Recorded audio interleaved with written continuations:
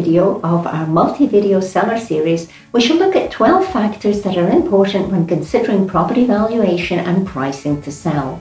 One of the first questions that homeowners who are thinking of selling usually ask us is, how much is their home worth? Number 1. Comparable sales. As realtors, we are very fortunate to have access to the MLS or multiple listing system. We should be covering the MLS in greater detail in a later video in this seller series, but for the purposes of this video, let's just say that from the MLS we're able to pull up homes that are currently for sale on the MLS in a specific community or area if the home is not in a community.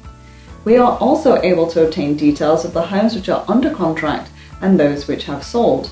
Normally we go back 6 months when looking at homes that have sold, but in a market when homes are increasing or decreasing in value at a fast pace, we may fare better just looking at the homes which have sold in the last couple of months as being a better indicator of value.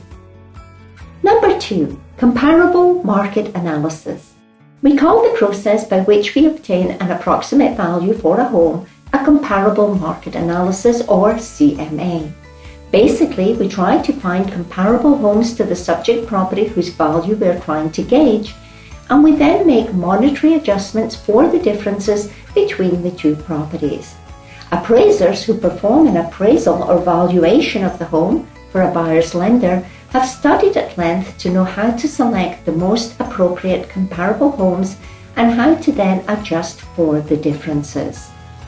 We mimic their valuation techniques, knowing that when the home is under contract, unless the buyer is buying cash, the buyer's lender will be ordering an appraisal to double check on the value to make sure the price on the sale and purchase contract is brought in by the appraisal.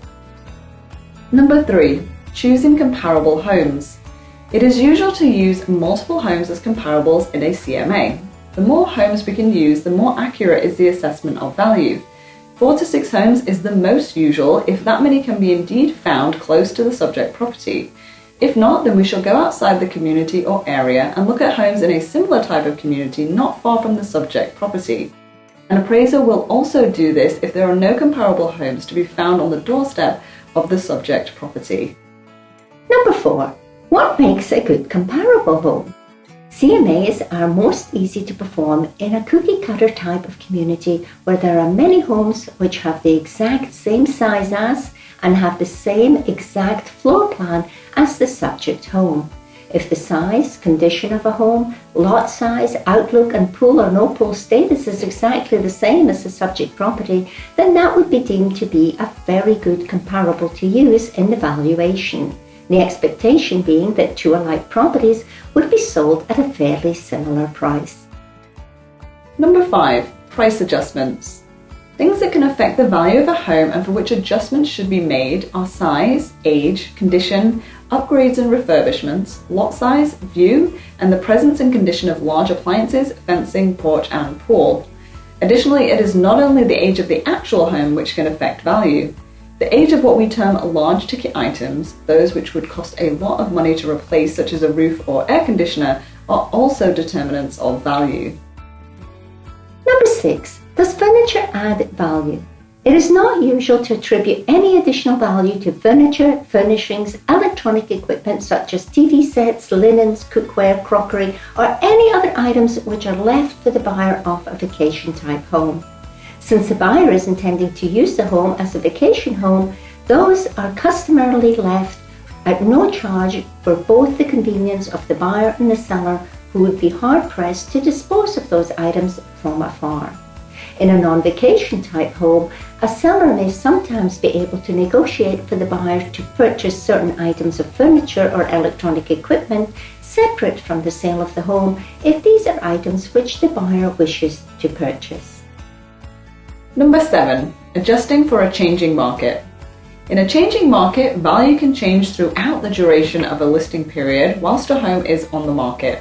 A good realtor will continue making valuations on a regular basis and advise the seller accordingly whether the list price should stay the same or go up or down.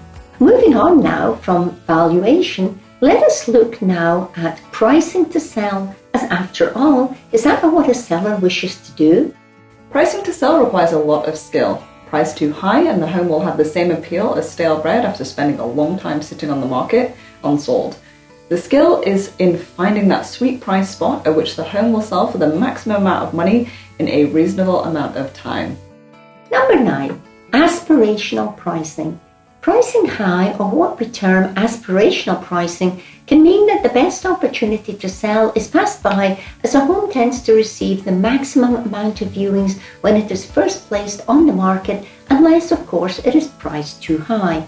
In that case, buyers give it a miss, and then when the home price is lowered to a more attractive price, it is passed by as buyers feel it must not be worth seeing if it has been in the market for a long time without selling, or they may be more inclined to place a low offer, feeling that by now the seller will be desperate to sell and will be ready to accept a lower offer. Number 10. Leaving room for negotiation. Pricing just a little over the market value, or what the CMA shows the home to be worth, is a good strategy as it encourages buyers to view but allows for a little wiggle or negotiation room, which will ensure that the seller obtains the market value in their sale. Number 11. Pricing low. Pricing low can also be a good strategy if the seller wishes to sell quickly, as it can lead to a frenzy of activity and a multiple offer situation with buyers competing with one another and often raising their offer price over the list price, so the home sells quickly but still at market value even though it was originally listed a little under market value. Number 12. Marketing effect on pricing. In a seller's market where there is a shortage of inventory and a good supply of buyers, a seller can sometimes obtain over-market or over-appraisal value for the home. In a buyer's market where we have a surplus of inventory and not enough buyers, a seller may have to settle for a little less than market value, as in that kind of market, prices sometimes are seen to fall. Thanks for watching, and make sure to check out the rest of the videos in this seller series.